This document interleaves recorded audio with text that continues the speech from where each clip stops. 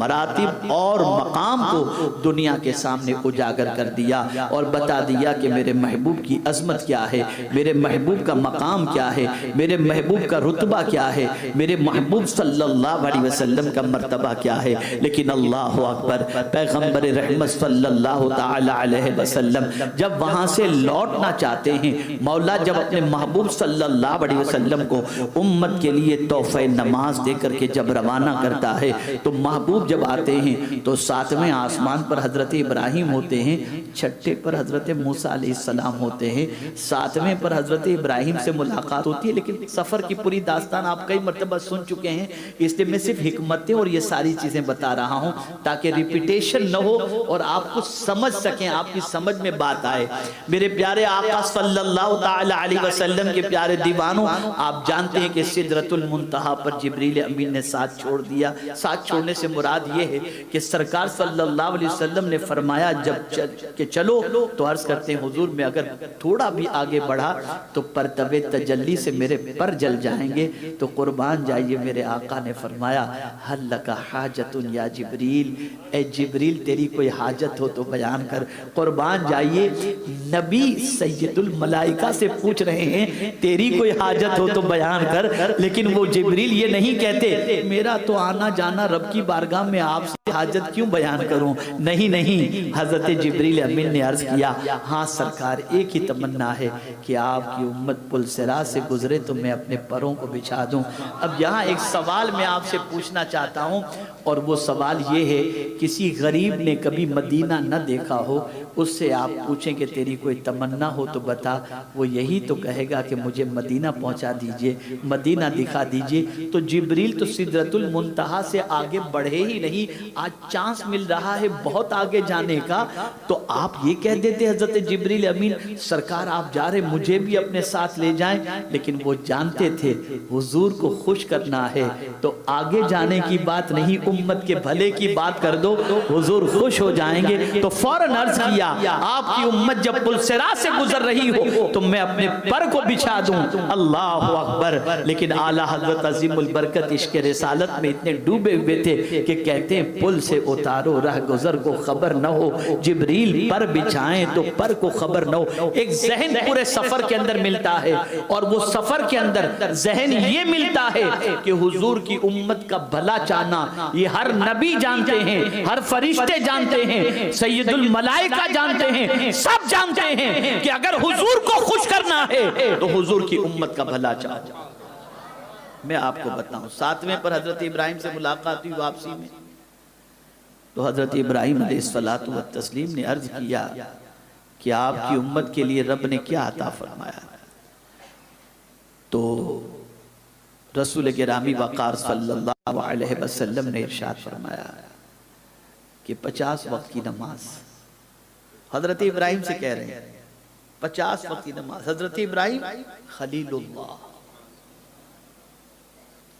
بلکہ سرکار صلی اللہ تعالی علیہ وسلم اپنا جد ان کو فرماتے ہیں، اور اپنی بعثت کو دعائے خلیل کے طور پر کہتے ہیں کہ میں دعائے خلیل ہوں، میں دعائے خلیل ہوں، نوید مسیحہ ہوں، یہ سرکار فرماتے ہیں۔ تو حضرت ابراہیم علیہ السلام نے پوچھا آپ کی امت کے لیے کا 50 وقت کی نماز، ٹھیک ہے آپ کی امت کو میرا سلام کہہ دینا۔ یہ نہیں فرمایا کہ کم کرا کے آؤ،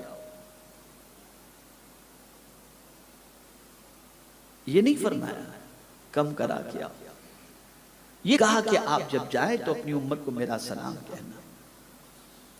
سوال یہ پیدا ہوتا ہے کہ چھٹے پہ حضرت موسیٰ سے ملاقات ہوئی، انہوں نے کم کرانے کی بات کی کہ 50 آپ کی امت نہیں پڑھ پائے گی، کم کرا کے آئیے۔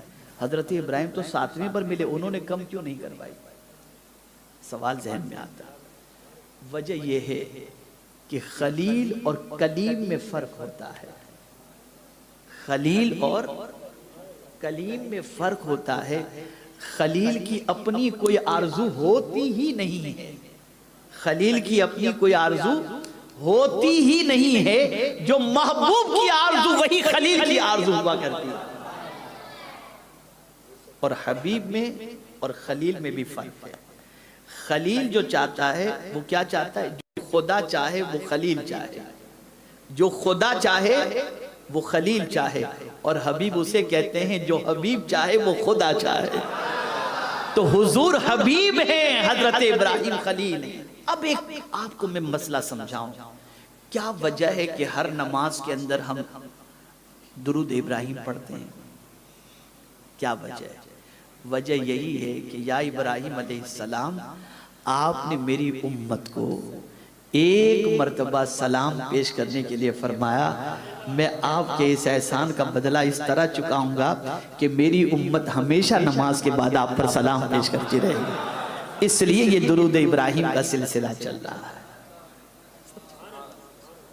اب چھٹے پہ حضرت موسیٰ علیہ السلام سے ملاقات ہوئی تو حضرت موسیٰ علیہ السلام نے کہا آپ کی امت اتنی نماز نہیں پڑھ پائے گی، کم کرائیے۔ اچھا پھر ایک اور بات، حضرت ابراہیم علیہ السلام نے یہ بھی فرمایا کہ آپ کی امت سے کہیں کہ جنت میں درخت لگاتی رہے۔ تو سرکار نے فرمایا جنت میں درخت، کہا لا حول ولا قوت الا باللہ، اگر کوئی پڑھے گا تو جنت میں درخت لگ جائے گا۔ اور جنت کے درخت کی بات کر کے بتا دیا، حضور صلی اللہ علیہ وسلم بھی یہ فرماتے ہیں کہ اگر کوئی شخص یہ چاہتا ہو کہ اس کا غم ہلکا ہو جائے تو لا حول کثرت سے پڑھے، اللہ اس کے غم کو ہلکا فرما دے گا۔ غم کا علاج، عرش کے نیچے سے پروردگار نے تحفہ بھی عطا فرمایا، جس میں سورہ بقرہ کی آخری 2 آیتیں بھی ہیں، یہ بھی اللہ نے تحفتاً اس امت کے لیے عطا فرمائی۔ تو اب حضرت موسیٰ علیہ السلام کم کرانے کی بات کر رہے ہیں، کہہ سکتے تھے، لوگ کہتے ہیں، مفسرین فرماتے ہیں، صوفیہ فرماتے ہیں کہ حضرت موسیٰ علیہ السلام چونکہ اللہ کے جلوے کو دیکھنے کی تمنا دل میں رکھے ہوئے تھے، تو اب وہ تمنا حضرت موسیٰ علیہ السلام کی اللہ پوری کرنا چاہتا ہے، تو یوں پوری کروا رہا ہے کہ ڈائریکٹ تو نہیں دیکھ سکتے، محبوب کے وسیلے سے دیکھ لو، محبوب کے توسل سے دیکھ لو، تو محبوب مجھے دیکھ کر کے آ رہا ہے، تم محبوب کی آنکھوں میں میرا جلوہ دیکھ لو۔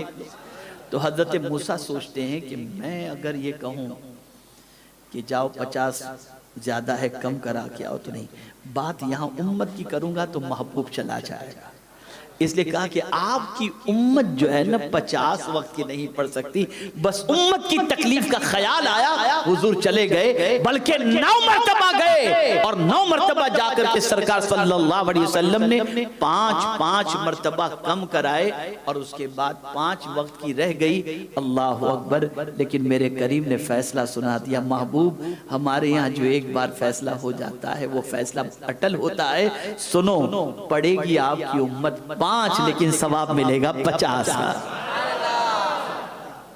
تو آج کی رات تحفہ نماز ہمیں نصیب ہوا، آج کی رات۔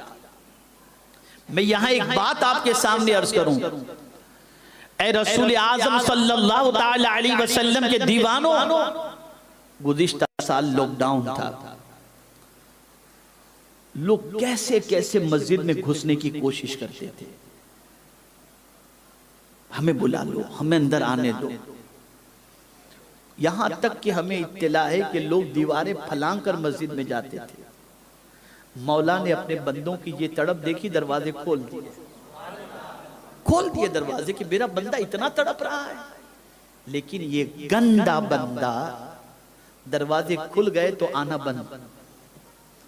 میں آپ کو پوری دیانتداری اور آبزرویشن کے اعتبار سے بتا رہا ہوں، میرا اپنا آبزرویشن ہے، مسجد میں نگاہ اٹھا کر کے دیکھ لیجئے گا، نئے نمازی نہیں ملیں گے آپ کو، وہی پرانے نمازی ہی آپ کو ملیں گے۔ جو لاک ڈاؤن کے اندر دروازہ توڑ کر اندر جانے کی بات کرتے تھے، وہ باہر ہی رہ رہے ہیں ابھی بھی، وہ اندر نہیں آ رہے ہیں۔ کتنے نمازی بڑے ہمارے یہاں، کتنے نمازی بڑے، ہوش کے ناخن لو، اللہ کے گھر کو آباد کرو، اللہ کے گھر کو ویران مت کرو۔ یہ جو دنیا ویران ہو رہی ہے، گھر ویران ہو رہے ہیں، دل ویران ہو رہا ہے، اس کی سب سے بڑی وجہ یہ ہے کہ ہم نے اللہ کے گھر کو ویران کیا۔ کہاں گئی ہماری وہ تڑپ، کہاں گئی وہ ہماری بے قراری؟ آج پھر ٹینشن مائنڈ کے اوپر ہے، یہ گائیڈ لائن آ گئی، پتہ نہیں رمضان میں کیا ہوگا، تراویح ملے گی کہ نہیں ملے گی۔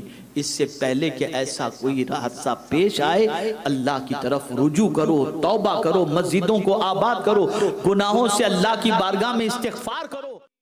صلی اللہ علیہ وآلہ وسلم۔